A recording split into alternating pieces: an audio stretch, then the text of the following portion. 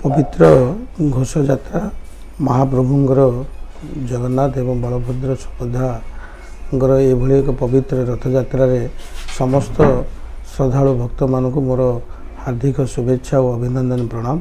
बाहर देश विदेशर समस्त राज्य आसुवा समस्त भक्त मानक मु प्रणाम करने सहित शुभेच्छा और अभिनंदन जनाऊँगी। ये पुरीर महान पर्व ये पर्व रे समस्ते सामिल होगापाई मु अनुरोध करी और प्रभु जगन्नाथ समस्त मंगल करेंगे यह मोर आशा और आकांक्षा। निश्चित रूप मु प्रभु पाखे प्रार्थना करी ये राज्य एवं सम देशर सब मंगल हो।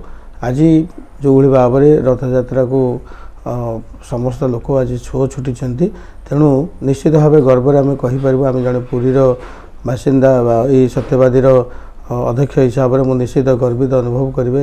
ये बाट दे हजार हजार भक्त जाऊँगी तेणु आम से एक माटी प्रभुंर जगार आम जन्म हो निश्चित भाव आम निजक धन्य मन करूँ। समस्त को मुझे पुणी थे प्रार्थना करी जो मैंने श्रद्धालु भक्त मैंने आलरे समस्ते तार अनुभव नियंतु अनुभूति नियंतु प्रभु पाखे निजर भाव को समर्पण कर निजर मंगल कामना करंतु।